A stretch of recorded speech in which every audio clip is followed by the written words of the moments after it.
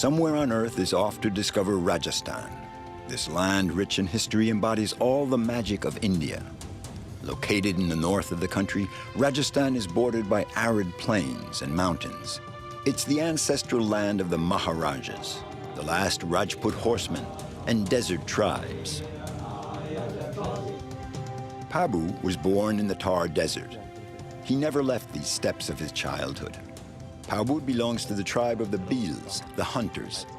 He has worked tirelessly at bettering the lives of the women and men of his community, the Untouchables of the Thar Desert.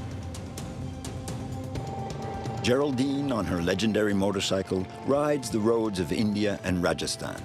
After traveling in the US and Australia, this young Frenchwoman from Normandie landed in New Delhi. India, which she explores every day, has changed her life. Ajit is a horseman, a descendant of Rajasthan's warriors, the Rajputs, literally sons of kings. At 32 years old, he's continuing on the path of his family for 8 generations. Ajit is an ardent defender of the Marwaris, the horses of Rajasthan that nearly became extinct. Here, we are at peace. All around us, there is only peace. I feel happy here, with my most loyal and best friend, my horse. This is a great moment for us.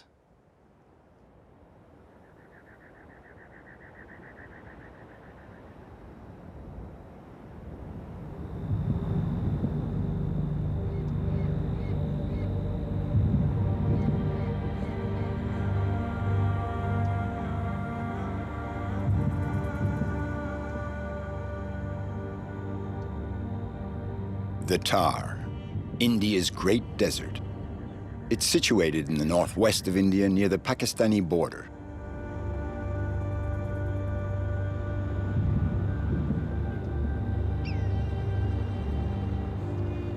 This expanse of sand, rock, and dust is the realm of scorching winds and storms that can obliterate everything.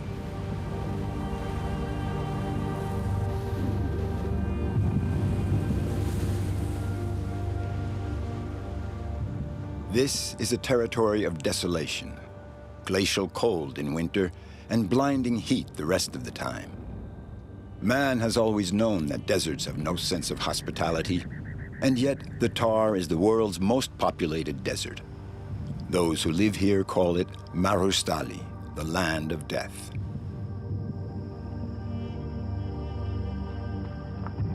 Pabu, a former nomad, is a man of the desert. He is an untouchable of the hunters' tribe, the Bhils, one of the lowest on the social scale. His life is hard, but Pabu is a happy man. The desert is part of him, and he is part of the desert. Nomad, big-hearted, free, and a musician. The Jaws harp, the oldest instrument in the world, keeps him company during his solitary nights in the desert. All the desert people, my uncles, my dad, they all play this instrument. When they're tending to their herds and they're on the move, they always carry one. And even if you don't know how to play, you carry it anyway, and you learn as you go along, and you don't feel so alone. It's part of the people's life here. Pabu has taken Gandhi's words to heart. Everything that you do in life will be insignificant, but it is very important that you do it. With the energy of his convictions and the daring of his dreams, Pabu is striving to find any and every means of helping his community of untouchables.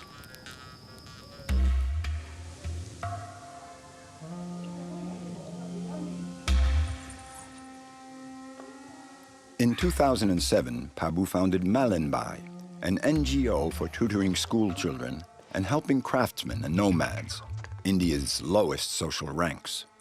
And so Pabu gave new life to the traditional crafts. He has agreed to buy what the artisans produce, rugs, potteries, cloth, which he then sells in Jaisalmer, the major city of the desert.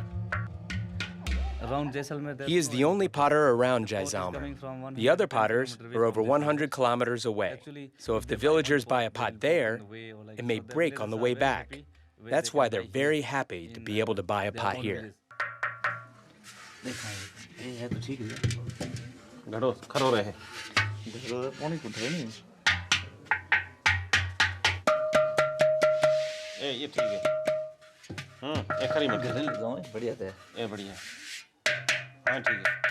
I have to travel very far, so I have to be very careful not to break any on the way.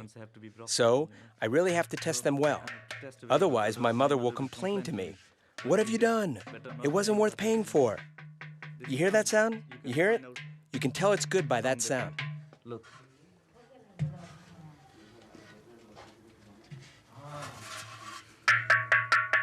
This one's good.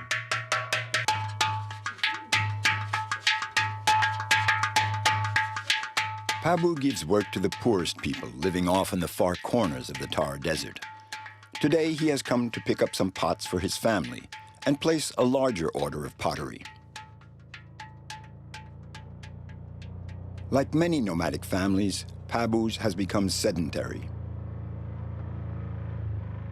He's off to visit his mother, and to get to her village, he has 2 hours of driving on trails across the arid steppe.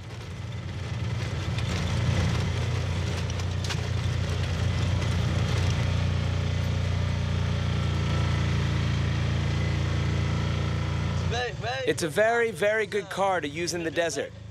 It can carry 10 people, sometimes 11, sometimes even more. Because these people are all your family, you know, so nobody minds being crowded, really. It never breaks down, and if it happens to get stuck in the sand, you ask the whole family to push, no problems. So you can say that the rickshaw is really useful for the desert people here.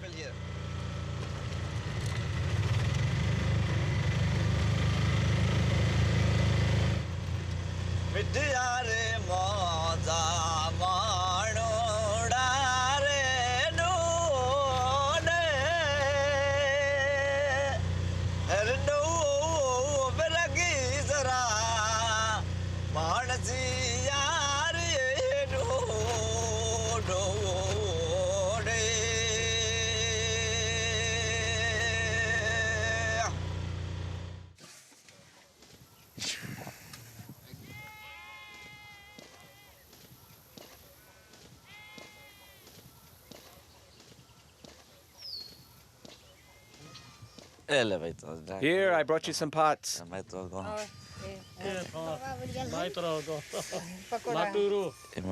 They come from the village of your ancestors. I bought them in Ada. I'm so glad to visit my family and bring them the pots, because what they really need here in the desert is to keep the water cool. And summer is coming, and in a month, it'll be really, really hot. So I brought pots from my mother. That first one there, that's for water. And these other two here are for making yogurt. And with the yogurt, we can make butter. It is vital for those living in the desert to help one another out. It's a question of survival for the Untouchables. This is the deep sense of Pabu's commitment in this harsh land where life is a struggle.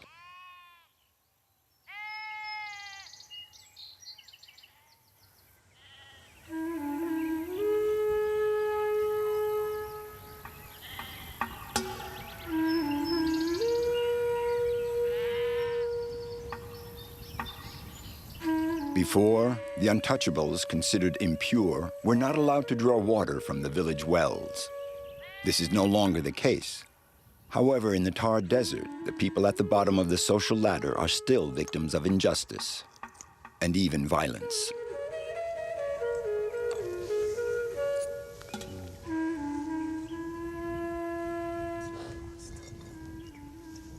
This is my dad's grave, but also my grandmother and my grandfather's graves.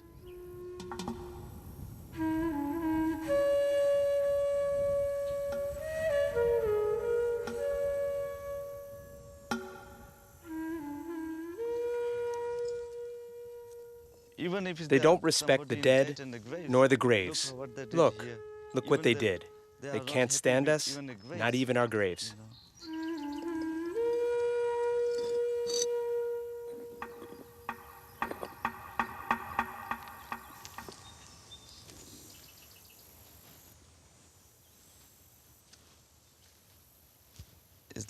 It's just as if they killed me when I see all this.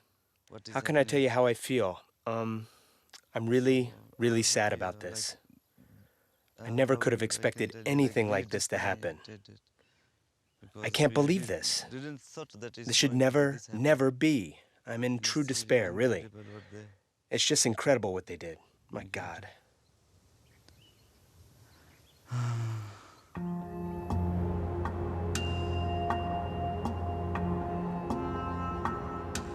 Pabu never loses hope. He possesses the strength of humility. In the middle of the desert, the humanitarian actions carried out by his association give him heart.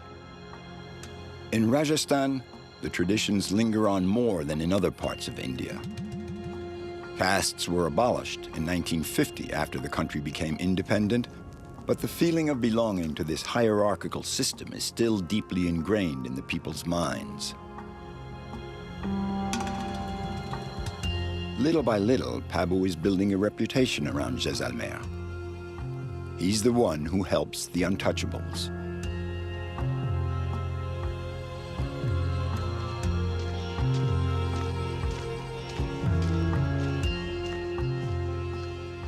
There are dozens of abandoned villages along the former spice and silk roads. The houses used to be inhabited by Brahmins, the caste of priests and scholars, the highest in the social order. A few Untouchables have moved in. Pabu encourages them to carry on their traditional arts and crafts.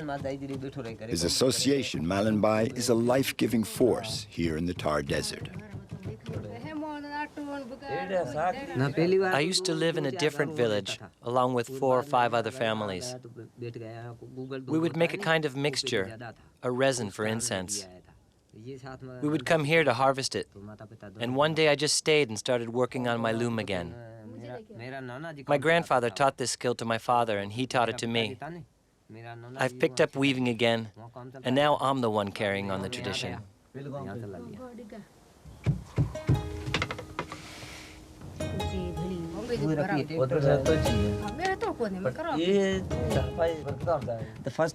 The first carpet he made wasn't too good, because in over 20 years, he had forgotten a lot, but not everything.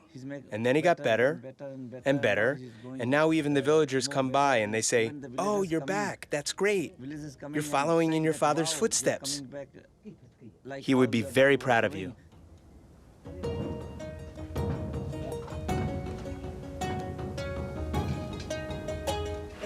There has been water here for centuries. Existence revolves around a well. Life can take hold again in this abandoned village. Pabu has high hopes that his work will allow the villagers to settle here permanently, in spite of the harsh desert conditions. I come to fetch water every day. The jug has no time to rest.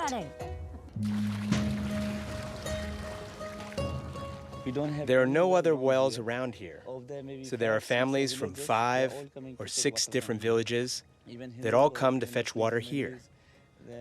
Hindu families, Muslim families, they sometimes come almost 10 kilometers away to get water here. They come on foot, by camel, or with whatever animal they have, even a donkey.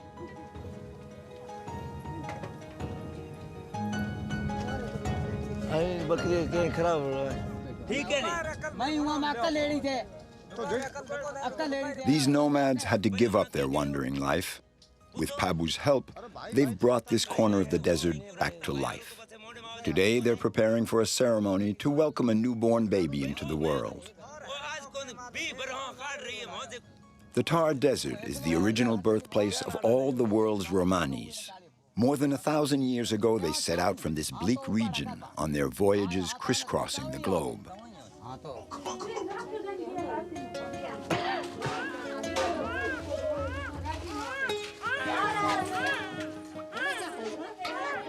Every day in these arid steppes of northern India, children are born, learn how to walk, to speak, to sing, and to fight for survival.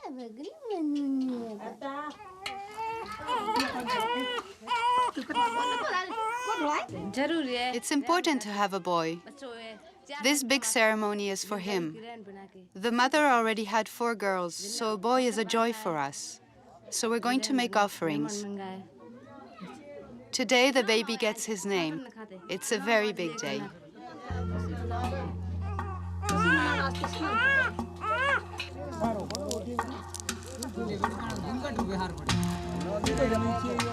According to tradition, the shaman chooses the name and whispers it into the baby's ear.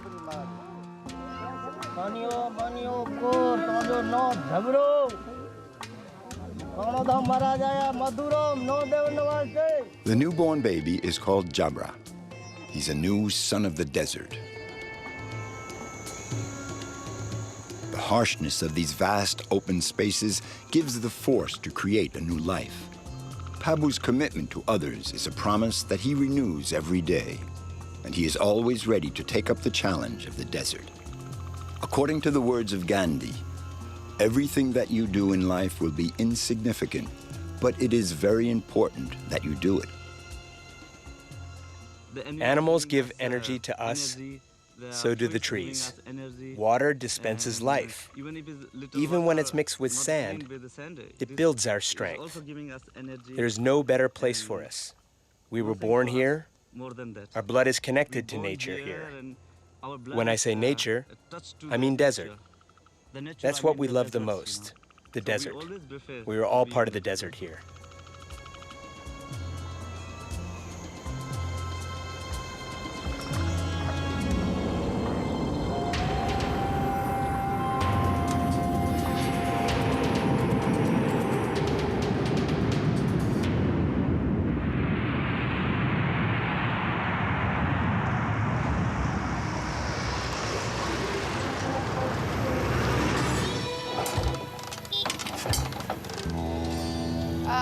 I have a problem with my bike, and you know where is the next village where I can go for repairing? Geraldine is an adventurer. Here in India, she's living out her passion for travel.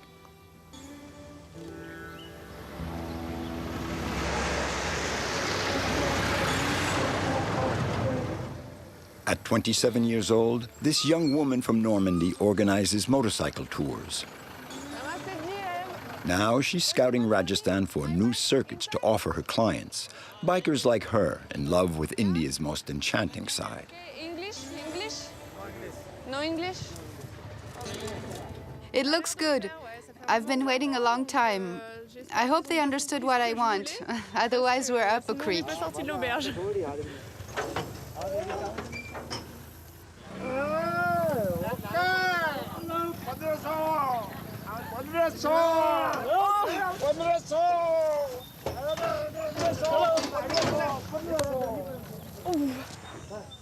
Wow.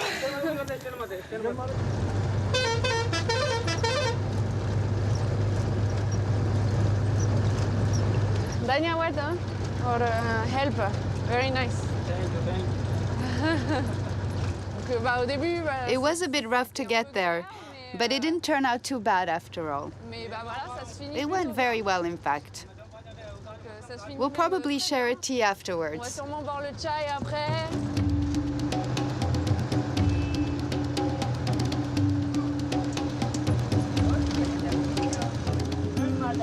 Riding in India, like Geraldine is doing, is a trip back in time. Udaipur, Jodhpur, Ajmer, Jaipur, just the names of these ancient royal cities of Rajasthan is a whiff of exoticism and a call to travel. This state in the northwest is a vast region in the image of India itself, the planet's second most populated country. Every year, Geraldine covers thousands of kilometers on her bike.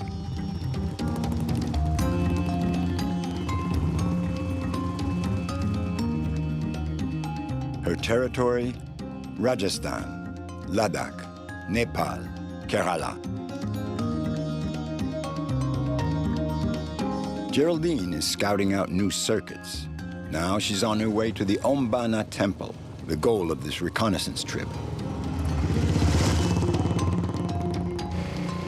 About 400 kilometers away, somewhere between Udaipur and Jodhpur, it has become a holy site dedicated to the motorcycle god.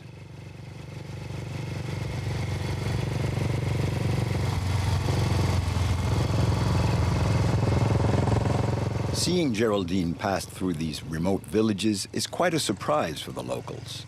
A woman traveling alone never fails to arouse curiosity. India is a country where women's emancipation and advancement are an ongoing struggle. Namaste ji. Kumbarga possible this way?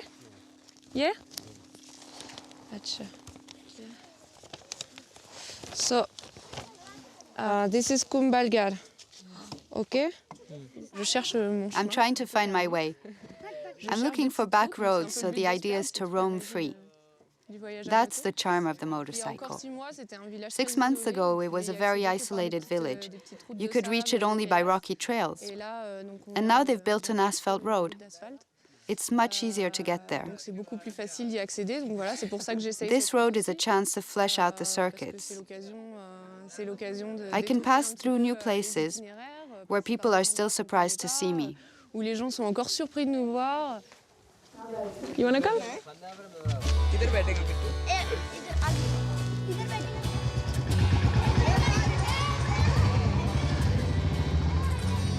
It takes pluck to satisfy a yearning for adventure. On Rajasthan's trails and back roads, Geraldine is perhaps touching the heart of the Indians, for whom a free, independent young woman is something of a rarity.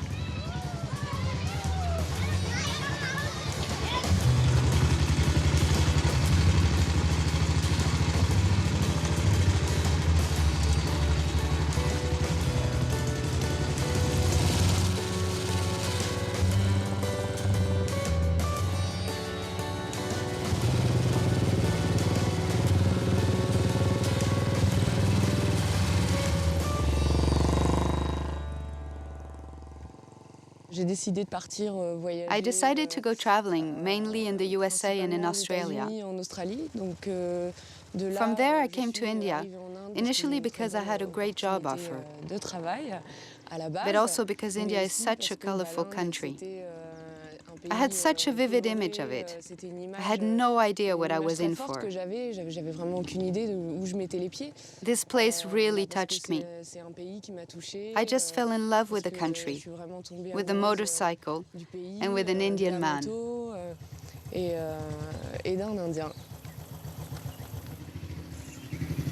This land of contrast and legend would change her life. Geraldine decided to settle here and even get married.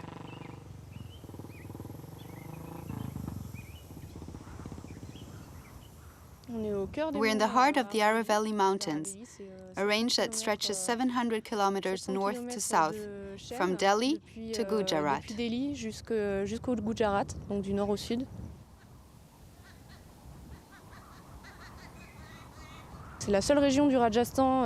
the only hilly part of Rajasthan. All the rest is plains and desert. The winding roads are a real treat for us bikers. It's a true privilege to be able to ride in a setting like this.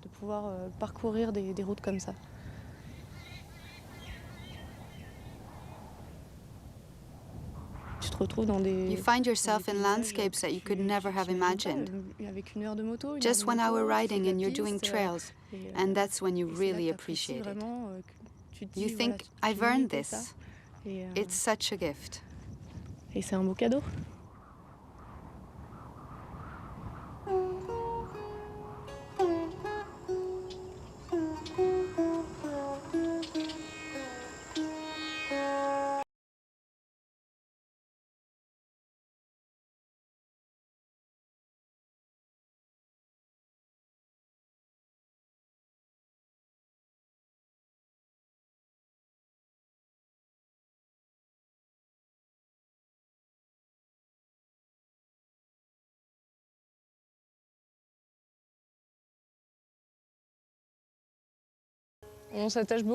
You can easily get attached to the Royal Enfield.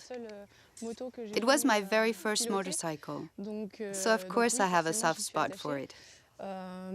I also like it for other reasons. It has an incredible look. It makes this really wild noise. When we go through the little villages and out in the countryside, the people are delighted to see us on their motorcycle. Because after all, it is the emblematic motorcycle of India. It's a very old bike. It has its vintage charm.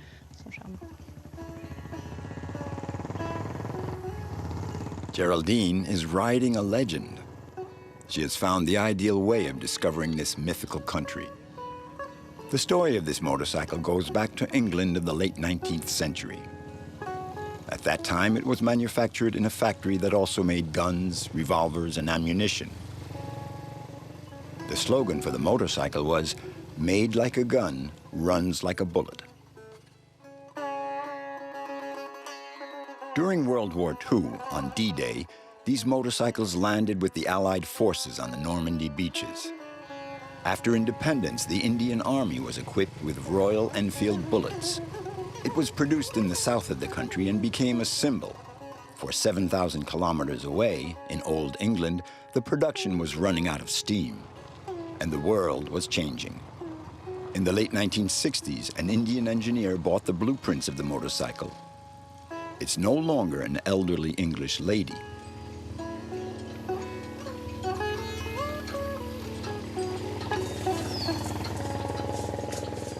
The Royal Enfield became a young Indian woman, and with its retro style, as timeless as India itself.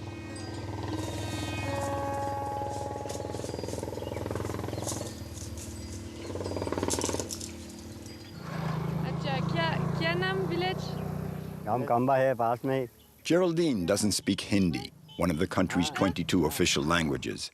In India, only a minority of the population understands English. In Rajasthan, the language barrier adds a little spice to her adventure, but Geraldine's motorcycle is an ideal passport.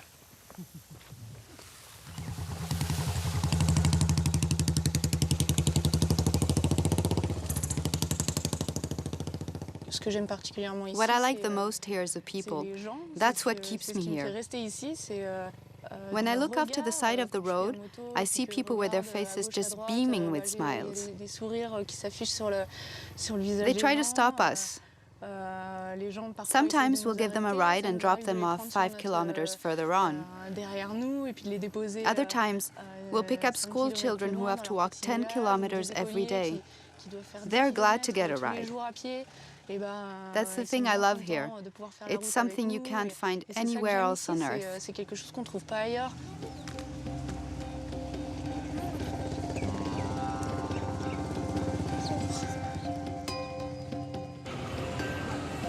You can't visit Rajasthan without hitting the big cities of this land where the heart of India beats.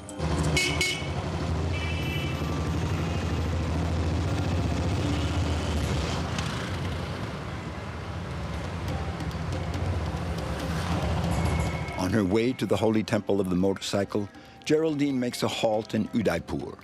This city is an important stopover on the motorcycle tours she leads. Udaipur is a must for visitors in search of tales and wonders. Good morning. Good morning, sir.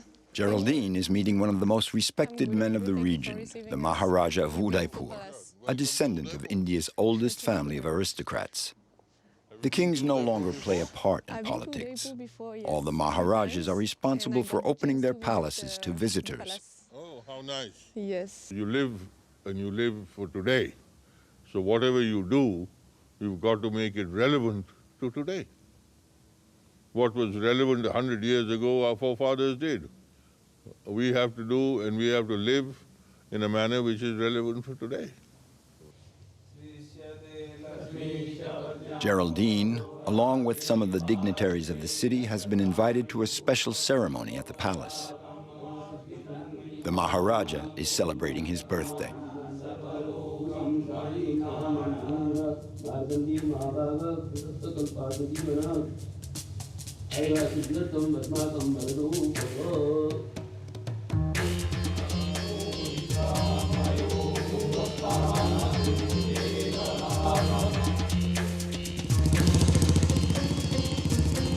In India, splendor and the extraordinary often exist side by side with the most modest lives.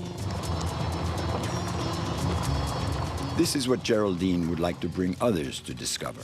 400 kilometers later, she arrives at Ombana, a holy site, a temple dedicated to the motorcycle.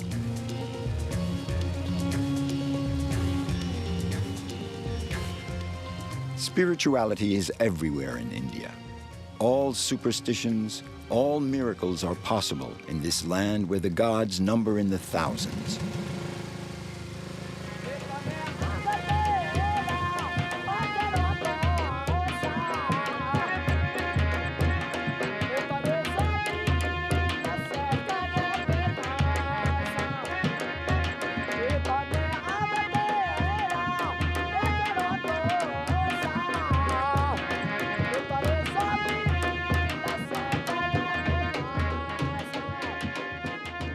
Hundreds of voyagers stop here every day. They come to solicit the protection of the god of bikers and the open road.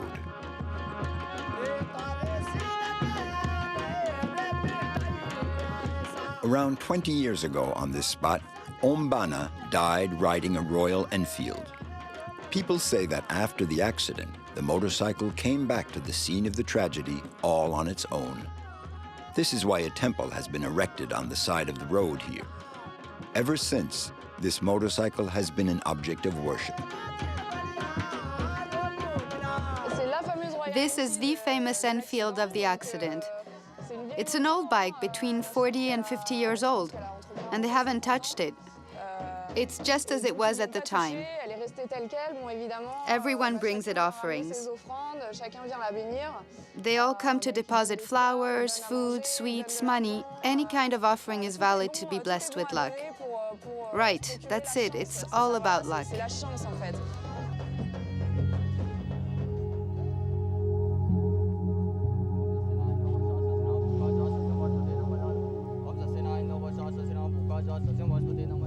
Swaha, Om Raksha Raksha Swaha, Raksha Raksha Swaha, Raksha Raksha Swaha, Raksha Raksha Swaha. Om Zasena Indova Sasasina Bukaja Sasam Vaspati Namadadu. Om Zasena Indova Sasasina Bukaja Sasam Vaspati Namadadu. Om Zasena Indova Sasasina Bukaja Sasam Vaspati Namadadu. Om Zasena Indova Sasasina Bukaja Sasam Vaspati Namadadu. Padmasri, Lakshmi, Daini Vancha Purnim, Riddhim Siddhim Jayam.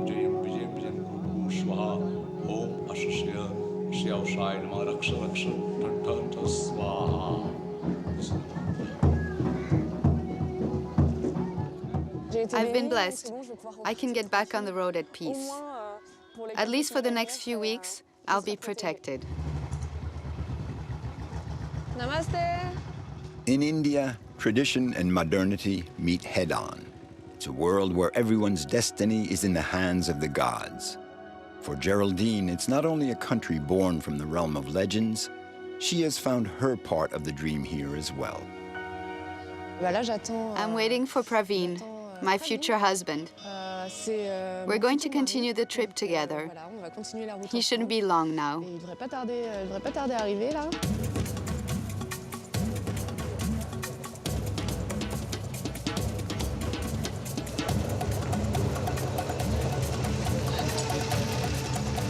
Hey baby, how are you? For Geraldine, a new life is waiting just around the corner here in 21st century India. In a few months, she will marry Praveen, a Bollywood dancer from New Delhi. But that's another story.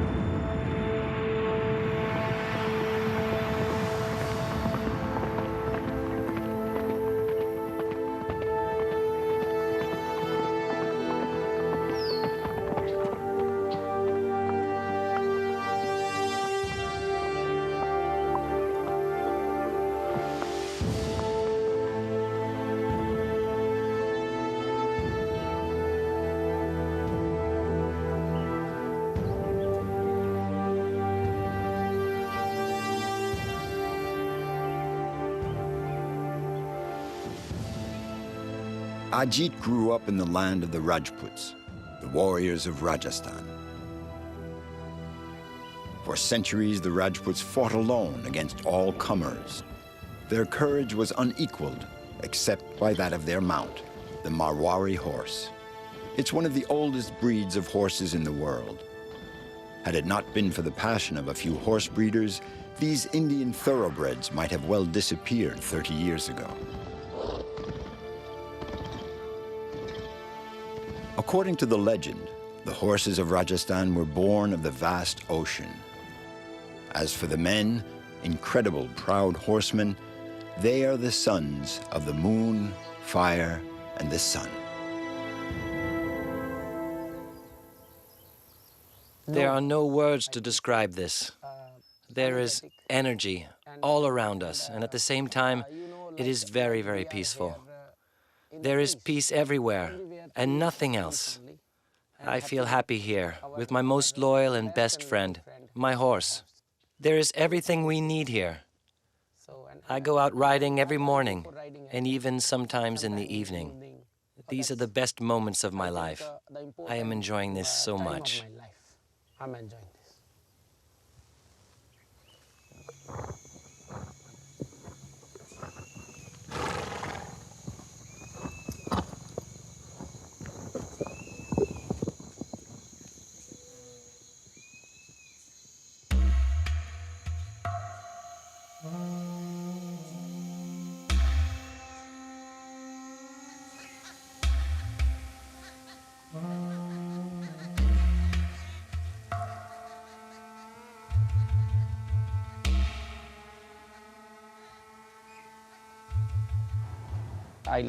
I enjoy reading ancient books, as long as they have anything to do with horses.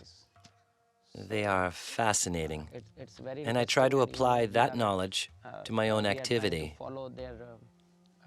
For instance, how to choose and buy a good horse, what their habits are, how to tame and train them. These old books are filled with excellent teachings, written by famous horsemen from the old days, and their knowledge is still useful today. Horses are at the very core of our existence here.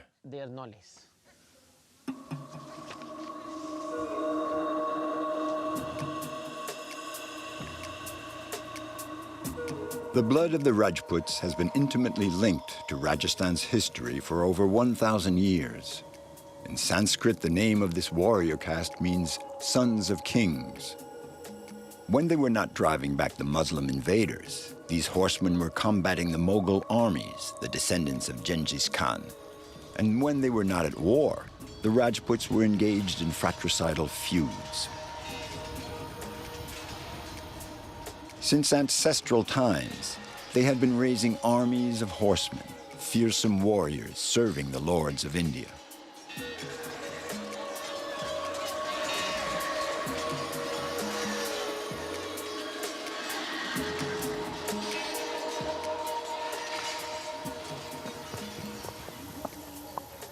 Nobility of soul, a code of honor, and chivalrous pride define the character of the Rajputs. In Rajasthan, the men and their horses have left their mark on history and bear witness to their illustrious exploits in war. Ajit is a worthy heir of this prestigious tradition.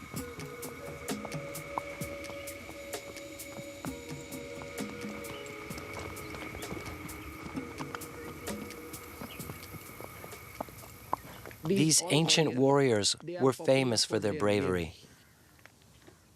What would happen in those royal families when they waged war was that when one of them died on the battlefield, most of the kings had tombstones built in their memory. The kings would erect these monuments, these cenotaphs, in commemoration.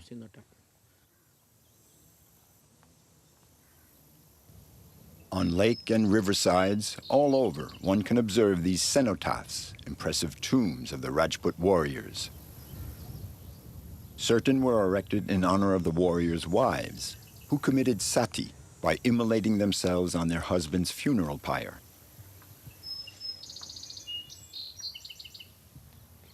Sometimes when I have time and feel the need to find my inner calm, I come here with my horse. I guess I come here more or less twice a month.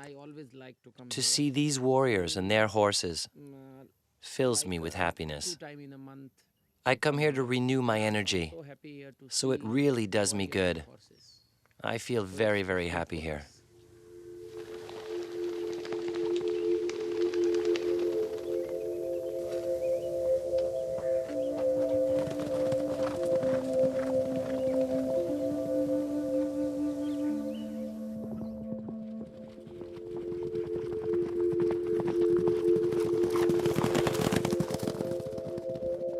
The horse is considered a god in Indian mythology. It is superior to all men. The Marwari is a war horse, spirited, resistant, tough, and dependable. Legend has it that the gods fought over this horse.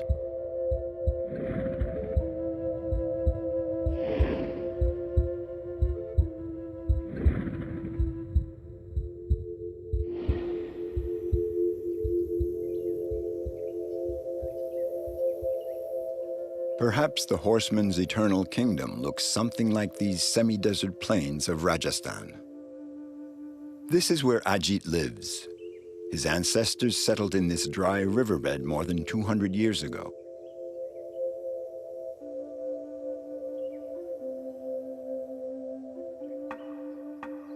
In Ajit's family, the men have been horsemen and breeders of thoroughbred Marwaris for 8 generations.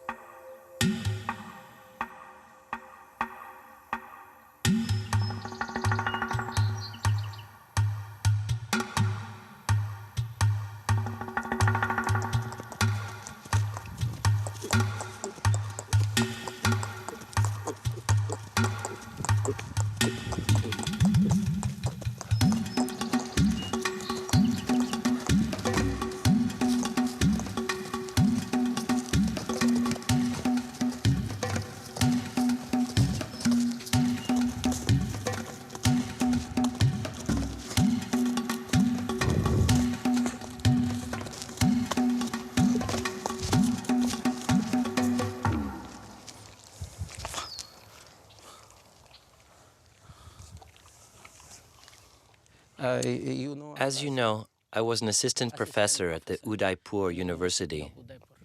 There I got a PhD in Hindi literature. Unfortunately, in 2003, my father died in a car accident. At that point, I had a choice to make between 2 paths. The first one would lead me far away from horses, and the other one far from my previous life working with horses. I decided to choose the path with the horses. It was the most difficult path, and it still is a hard one, because we have lots and lots of problems.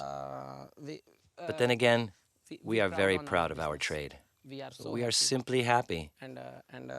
Our ancestors from the previous generations must be happy with this choice as well, somewhere up there, because we still own horses, and we still work with them.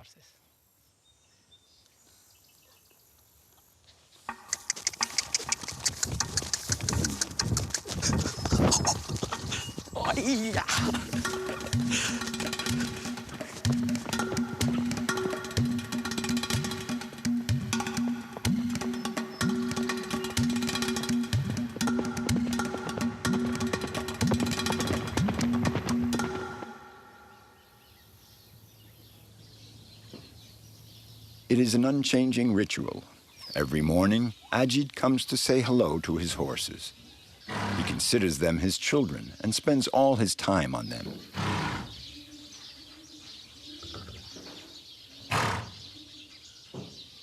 The ears are very important for the Marwari breed.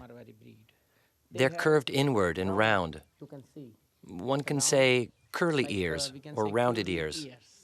There's an old legend, a very, very old legend about that. There was a Rajput warrior. He was praying to the goddess Durga. The goddess was happy with the warrior and asked him what his fondest wish was. Because the warrior was crazy about his horse, he answered, "I would like my horse to have something special.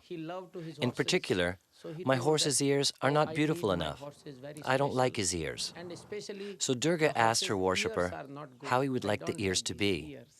The warrior responded, I would like his ears to be like my mustache, curled up into a point. Durga granted his wish, and ever since, all the Marwari horses have ears like this. As you can see, the goddess did a wonderful job. Ajit and his horses are getting ready for a long voyage. Before each departure, he asks his mother for her protection. A mother's heart is fragile and worried for her son. May he return safe and sound.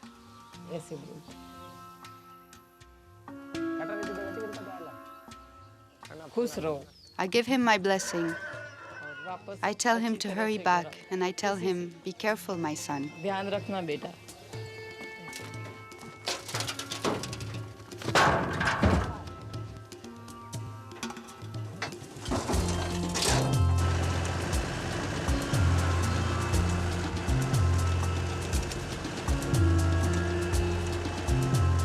To support his horse farm and develop his business, Ajit organizes mounted processions and parades for weddings and the major religious celebrations. Every year, he and his horses cover thousands of kilometers through India and Rajasthan.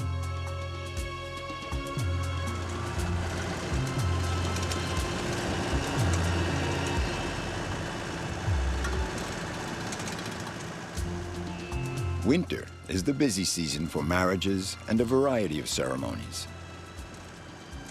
Ajit and his horses have just a few months to parade before the public. He does about 100 events a year.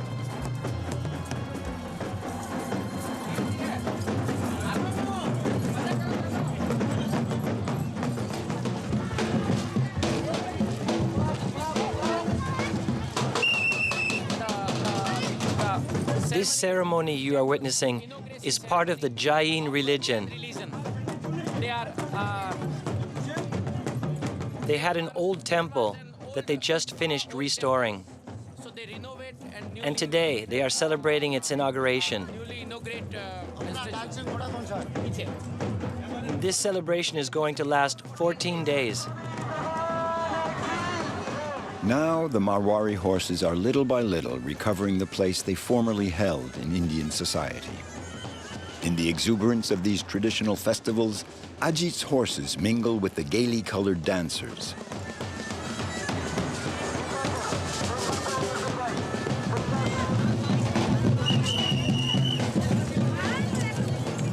At the end of the colonial period, the Marwari breed was on the threshold of extinction.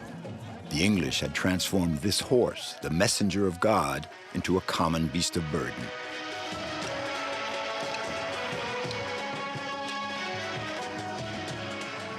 In Rajasthan, this horse is an object of worship.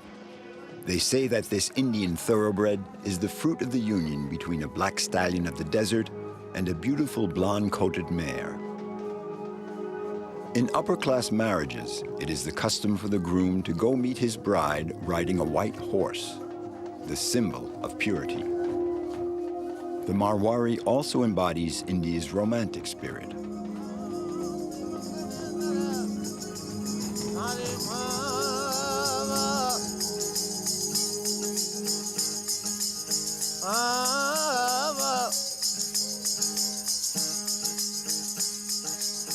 The origin of the Marwari horse is lost in the mists of Rajasthan and its ancestral legends.